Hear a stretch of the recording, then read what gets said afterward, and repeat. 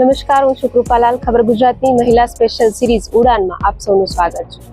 કહેવાય છે ને કે મન હોય તો માળવે જવાય, અને તેમાં પણ જો મન મક્કમ હોય અને ઈરાદા નેક હોય તો આબને આમતા વાર નથી લાગતી. ઉડાનની આ સિરીઝમાં અત્યાર સુધી આપણે ઘણી બધી મહિલાઓ વિશે વાત કરી, જ્યારે આજે આપણે વાત કરવાના છીએ એક નાનકડી દીકરી સાથે.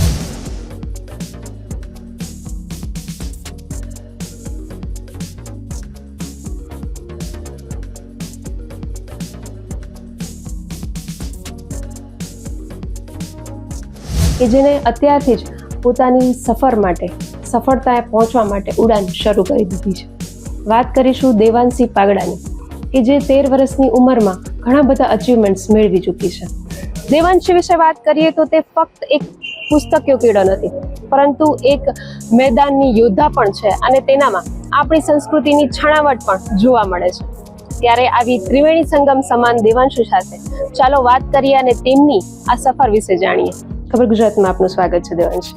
તો દેવાંશી, જે રીતે મેં વાત કરી કે દરેક જગ્યાએ, પછી તે સ્કૂલ હોય કે સ્પોર્ટ્સ હોય એ સાથે સાથે અધર એક્ટિવિટીઝ હોય, બધી જગ્યાએ અવ્વલ, બરાબર છે. તો કેવી રીતે આ બધું સ્ટાર્ટ થયું અને કેવી રીતે એક સાથે બધું મેનેજ થાય છે? હું નાનપણથી જ ભણવામાં ખૂબ જ હોશિયાર હતી. જ્યારે હું 5th હતી ત્યારે મારા પપ્પાએ મને વક્તૃત્વ અને એકપાત્રી અભિનય જેવી જે કલ્ચરલ એક્ટિવિટી છે એમાં ભાગ લેવડાવ્યો. ત્યારબાદ તેમાં સ્ટેપ બાય સ્ટેપ હું વધારે આગળ વધતી ગઈ અને 3 વર્ષથી આ ડિસ્ટ્રિક્ટ અને સ્ટેટમાં રેન્ક આવતો ગયો. પછી મેં 5th હતી ત્યારથી મેં સ્પોર્ટ્સ ચાલુ કર્યું.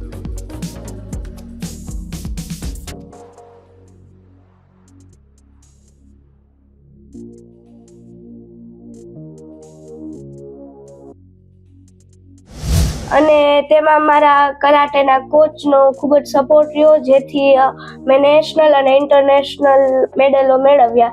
તો ક્યાંથી એ શરૂઆત કરી તમે સ્પોર્ટ્સની, અને અત્યાર સુધી કયા કયા અચીવમેન્ટ્સ મેળવ્યા છે? મને સ્પોર્ટ્સમાં, ખાસ કરીને માર્શલ આર્ટમાં પહેલેથી ખૂબ જ ઇન્ટરેસ્ટ હતો. આથી મેં 2023માં નિહોન શોતોકાન કરાટે એકેડમીમાં જોઈનિંગ કર્યું, અને ત્યારે સરફરાજ સર, સુનેરા મેમ અને આકાશ સરનો ખૂબ જ સપોર્ટ અને ટ્રેનિંગ મળી. તેઓએ ખૂબ જ હાર્ડ એક્સરસાઇઝ અને ટ્રેનિંગ કરાવી. ત્યારબાદ મેં ધીમે ધીમે ડિસ્ટ્રિક્ટથી સ્ટાર્ટ કર્યું. મેં ડિસ્ટ્રિક્ટ લેવલે ખેલ મહાકુંભ અને SGFIમાં કરાટે, ટાઇક્વોન્ડો, રેસલિંગ અને કુરાશ જેવી ગેમ્સમાં ગોલ્ડ મેડલ મેળવ્યા. ત્યારબાદ હું સ્ટેટ પ્લેયર બની. એમ કરતાં મેં કરાટેમાં નેશનલ અને ઇન્ટરનેશનલમાં ગોલ્ડ મેડલ મેળવ્યા. ત્યારબાદ કમિશનર, કલેક્ટર, MP, MLA મારું પ્રાઇમ મિનિસ્ટર બાળ પુરસ્કાર માટે નોમિનેશન કર્યું.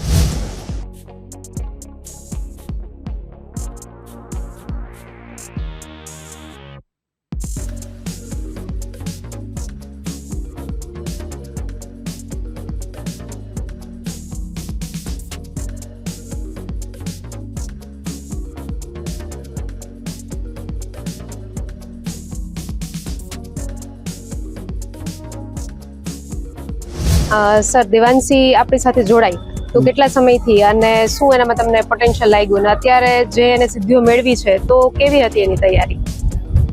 દેવાંશી લગભગ 3 વર્ષથી અમારી સાથે જોડાયેલ છે, અને બહુ મહેનતુ છોકરી છે.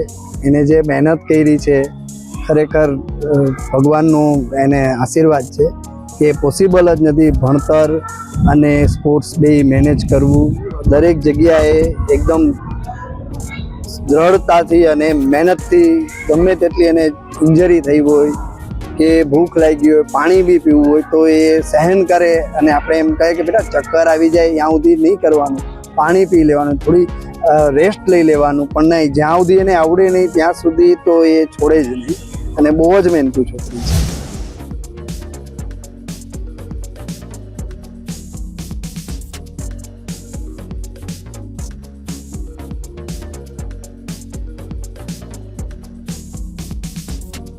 તો તમે કઈ સ્કૂલમાં છો એના વિશે થોડું કહો. હું શાળા નંબર 18 ધોરણ 8માં અભ્યાસ કરું છું. શાળા નંબર 18 છે એ ગોકુલનગર પાણાખાંડ વિસ્તારમાં આવેલી છે. અહીં સ્માર્ટ ટીવીથી માંડી પાણીના પરબ જેવી અનેક સુવિધાઓ છે અને મને સ્કૂલમાંથી ટીચર્સનો પણ ઘણો બધો સપોર્ટ મળે છે. તો દેવાંશી, જે રીતે આપણે વાત થઈ કે ઘણી બધી શૈક્ષણિક સિદ્ધિઓ પણ તમે મેળવી છે, તો એના વિશે વાત કરીએ તો કઈ કઈ સિદ્ધિઓ છે? મેં શૈક્ષણિક ક્ષેત્રે પીએસસી, NMMS, જ્ઞાન સાધના, CET જેવી સ્કોલરશિપ એક્ઝામમાં જામનગર ફર્સ્ટ છું અને રાજ્ય મેરિટમાં આવી છું. તેમજ કલ્ચરલમાં વક્તૃત્વ, એકપાત્ર અભિનય, લોકવાર્તા, ડ્રોઈંગ જેવા સ્પર્ધાઓમાં પણ મારો જામનગર અને રાજ્ય કક્ષાએ નંબર આવેલો છે. જે રીતે વાત થઈ કે આટલી બધી અચીવમેન્ટ્સ છે, તો એની બધી જે તૈયારીઓ છે, તમે ક્યારેય એવી તૈયારીઓ કઈ સ્કૂલમાં કરાવવામાં આવે છે, કેવી રીતે? હા, સ્કૂલમાં જે કલ્ચરલ છે એમાં એકપાત્રીય અભિનય અને વક્તૃત્વ છે એ અમને રંજન ટીચર કરાવે છે. તેમજ ડ્રોઈંગ અને જીકે એ નીતા ટીચર કરાવે છે અને જે સ્કોલરશિપ એક્ઝામ છે એની તૈયારી સંદીપ સર અને મોતી ટીચર કરાવે છે. તેમજ ગુજરાતી વ્યાકરણ છે એ મંજુ ટીચર એનો અભ્યાસ કરાવે છે. તો આજે આપણી સાથે દેવાંશીના શિક્ષકો પણ જોડાયા છે, તો તેમની સાથે વાતચીત કરીએ. સર, જે રીતે દેવાંશી મલ્ટી ટેલેન્ટેડ છે, શિક્ષણની સાથે સાથે ઘણી બધી પ્રવૃત્તિ સાથે જોડાયેલી છે અને એનું કહેવાનું એવું છે કે ક્યાંક ને ક્યાંક મારા શિક્ષકો છે એમનું યોગદાન એમાં ઘણું બધું છે, તો તમે શું કહેશો દેવાંશીના પરફોર્મન્સ વિશે?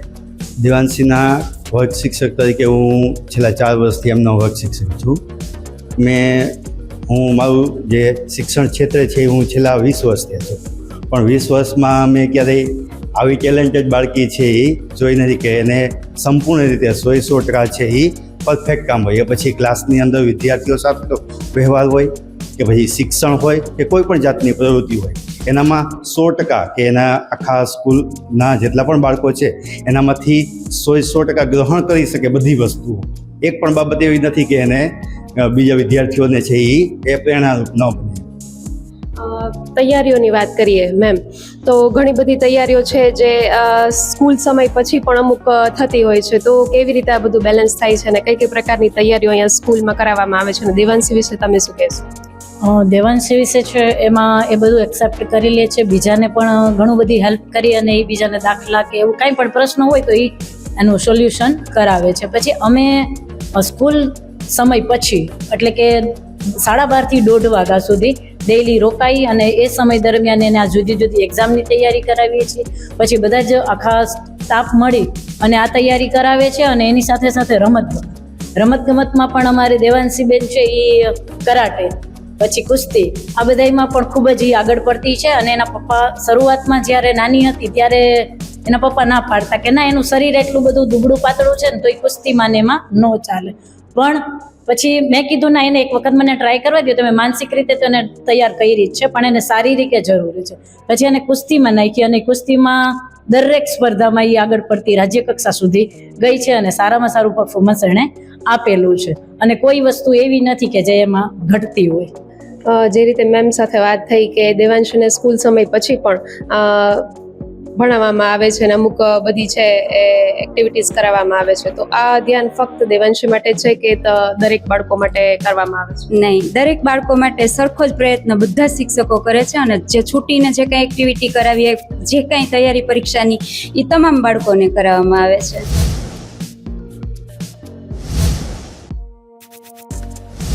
દેવાંશી જ્યારે એક સાથે આટલા બધા ફિલ્ડમાં છે અને ખૂબ જ એક્ટિવ છે, તો કેવી રીતે આ બધું મેનેજ કરે છે? સવારે 5 વાગે હું એમને જગાવી દઉં છું, પછી એનું ફ્રેશ થઈ અને સાયકલિંગ ને એની એક્સરસાઇઝ ને જે કંઈ હોય છે એ કરે છે. 6:30 સુધી એ બધું એનું કમ્પ્લીટ થઈ જાય છે. ત્યાર પછી તૈયાર થઈને સ્કૂલે જાય છે અને બપોરે 2 વાગે પાછું એનું બધું લંચ ને બપોરનું પતાવી અને પાછું એ છે 2 વાગ્યા પછી એનું હોમવર્ક જે કંઈ હોય છે એ કરે છે. પછી વચ્ચે 1 કલાક છે એ એની અધર એક્ટિવિટી કરે છે અને ત્યાર પછી એનું પાછો 6 વાગ્યાથી 8:30 સુધીનું કરાટેનું ટાઈમિંગ હોય છે, તો એમાં એ જાય છે અને પછી જમીને આવીને 10:30 જમીન પછી એનું પાછું હોમવર્ક કે જે કંઈ રીડિંગ કે હોય એ બધું પતાવે છે. 10:30 સુધીનું એનું છે, સવારે 5 થી 10:30 સુધીનું. ખૂબ સરસ રીતે બધું ગોઠવેલું છે. પણ આપણે એક જોઈએ છે ને કે જે આપણી સમાજની રીત છે કે સ્ત્રીઓ છે એ ગમે ત્યાં સુધી પહોંચે, પણ એક વસ્તુ છે કે જે ખરેખર એને આવડવી જ જોઈએ, એ આપણે કહીએ તો કે ઘરકામ. તો ઘરકામમાં કે ઘરની બધી એક્ટિવિટીઝમાં એનું કેટલું ઇનપુટ છે? જો ઘરમાં છે ને એવું છે કે અમાર બેનો નિયમ છે કે જ્યારે જમી લઈને ત્યારે કચરા પોતા એને કરવાના. પછી બપોરે જે 1 કલાક અધર એક્ટિવિટી છે ને એમાં એને મોતીની બધી વસ્તુ બનાવવાની ગમે છે. એટલે પોતાના બ્રેસલેટ, પગના ઝાંઝર એવું બનાવે છે. પછી એને કાનો છે એના એ કપડાં પણ એ હાથે સીવે છે. આવી બધી અધર એક્ટિવિટી. પછી એને જ્યારે મન થાય કે મારે સારું ખાવું છે તો એ લંચ પણ હાથે બનાવે. દીપકભાઈ, જ્યારે દેવાંશીની વાત થાય છે કે ઘણી બધી જગ્યાએ અને ઘણી બધી એક્ટિવિટીઝમાં પહોંચે છે, અને આમ જોઈએ તો અંતે છે તો બાળક જ, અને ઉંમર પણ નાની છે, તો એની જે કહેવાય કે બાળપણ એનું કે એના ફ્રેન્ડ્સ અને આ બધું સાથે અમુક જગ્યાએ પહોંચવું કે અમુક જગ્યાએ તમારે પ્રેક્ટિસ કરવી અને સાથે સાથે રમવું, એ બધું કેવી રીતે મેનેજ કરો છો? ખાસ તો દેવાંશી નાનપણથી જ હતી ને ત્યારથી મારી સાથે હતી. ટીચર છે એના અને મમ્મી એ દ્વારકા હતી, એટલે એક મા તરીકે ને એક બાપ તરીકે મેં એને ઓળખી હતી. એને કોઈ પણ જે કામ આપણે સોંપીને તે પૂરું કરીને જ જંપે. એ 5 સુધી પહોંચી ને ત્યાં સુધી મારે ચોપડી ઝાંટવી પડતી હતી, એટલો વાંચનનો એને શોખ હતો.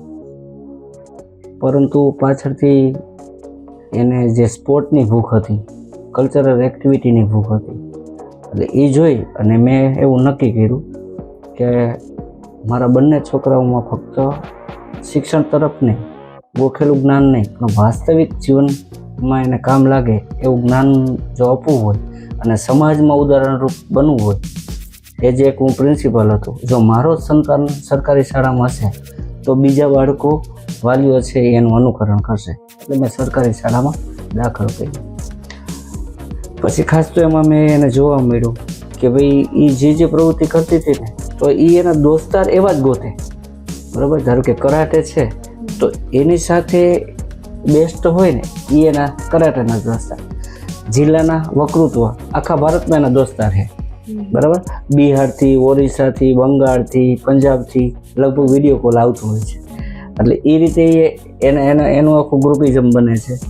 બીજા નંબરમાં છે એનું જે શિડ્યુલ છે એ શિડ્યુલ પોતે બનાવેલું છે, અમે એને આપેલ નથી, એટલે એને બર્ડન લાગતું નથી. બરાબર, એ એક જ વિચાર કરે છે કે મારે ટોપ ઉપર ટકી રહેવું હશે તો મહેનત કરવી પડશે, અને એનો એ આનંદ લે છે.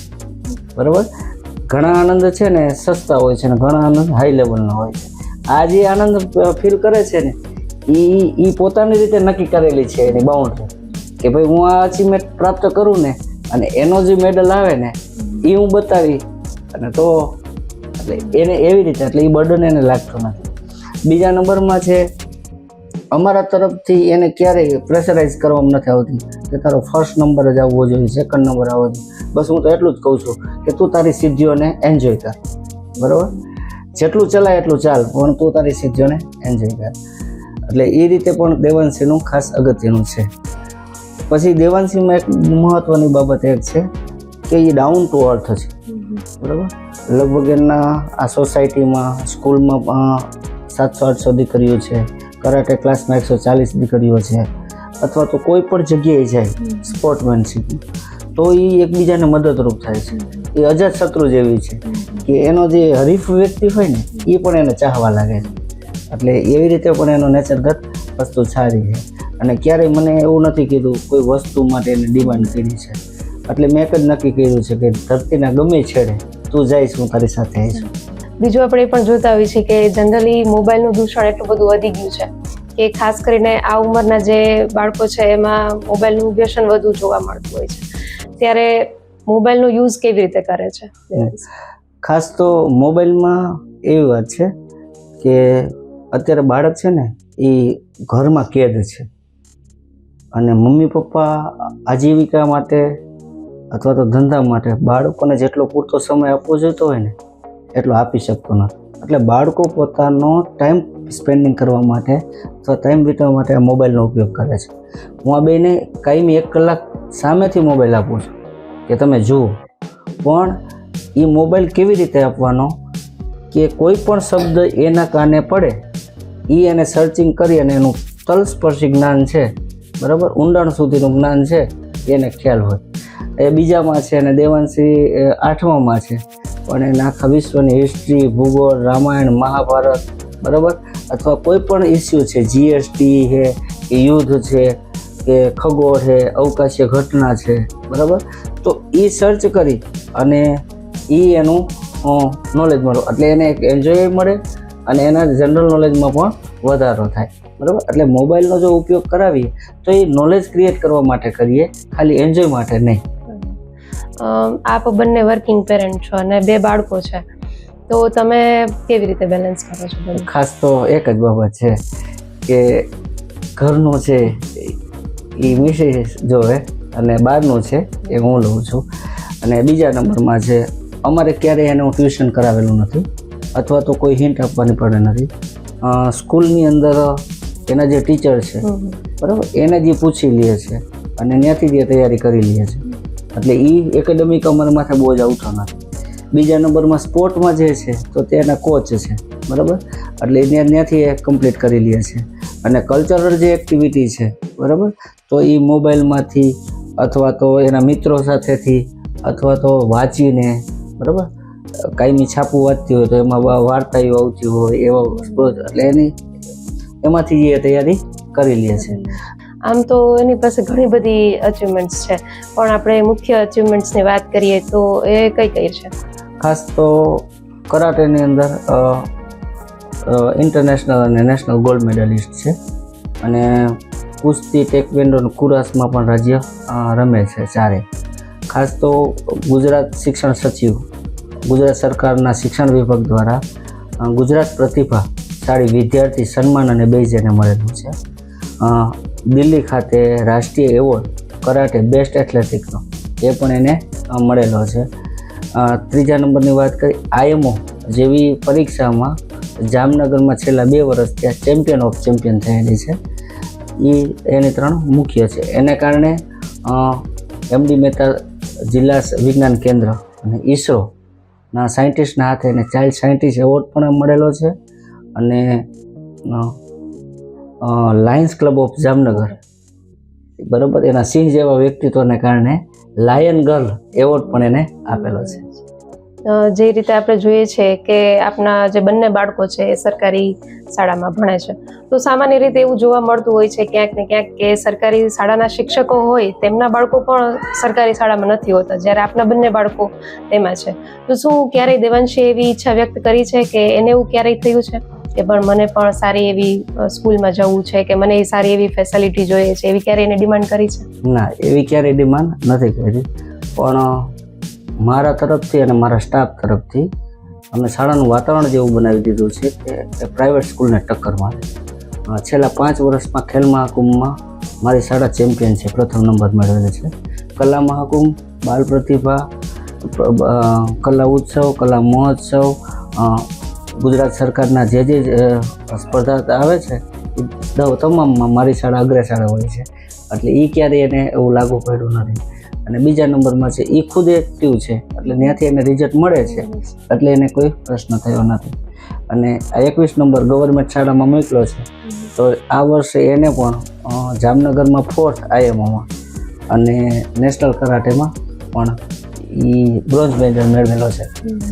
મલ્ટીટાસ્કિંગ અને મલ્ટી ટેલેન્ટેડ દેવાંશી, તો એક હું તમને એ પૂછીશ કે આટલી બધી શક્તિ અને આટલો બધો પાવર ક્યાંથી મળે છે? આ જે બધો જે પાવર છે એ હું લાલાની સેવા કરું છું અને એના ઉપર ખૂબ ભરોસો છે. મારે જે પણ કોમ્પિટિશન હોય, જેમ કે દિલ્હી હોય કે ઓડિશા હોય, તો ત્યાં હું મારા લાલાજીને સાથે લઈ જાઉં છું અને તેના વાઘાને.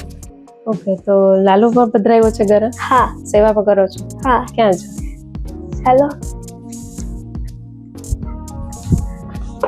આ છે અમારા લાલાજી. અમે એના ઘણા બધા વસ્તુઓ પણ બનાવ્યા છે, જેમ કે આ શિયાળાના છે. જાતે બનાવ્યા તમે? હા. એટલે સ્ટિચિંગ ને ઊનનું ને એ પણ બધું ફાવે છે? અરે વાહ. જે લાલાની સેવાય કરો છો? હા.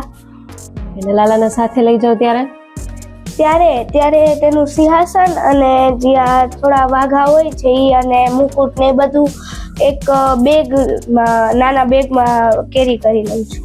જલાલાને ભોગ ધરાવવામાં તેમાં જે હું જમું છું તે જ પેલા ધરાવી દઉં છું. તો આ હતી દેવાંશી પાગડા કે જેની આખી સફર વિશે આપણે વાત કરીએ.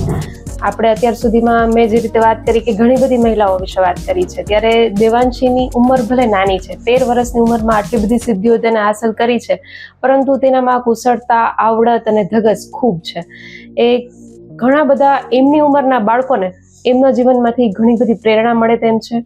અને મને હજી પણ વિશ્વાસ છે કે જે રીતે દેવાંશી આગળ વધી રહી છે તો તે તેના માતા પિતા, પરિવાર, શિક્ષકો, એમના કોચ સર, જામનગર અને દેશનું નામ રોશન કરશે. અને હજી મને એવું લાગે છે કે આ કદાચ ફર્સ્ટ કે લાસ્ટ નહીં, પરંતુ આ સફર તો કદાચ અહીંયાથી જ શરૂ થાય છે તમારી ખબર ગુજરાત સાથે. અમે અવારનવાર આવી જ રીતે તમારા અલગ અલગ એચિવમેન્ટ સાથે તમારો ઇન્ટરવ્યૂ લેવા આવીએ તેવી એક આશા છે ને તમને એવી એક શુભેચ્છા છે.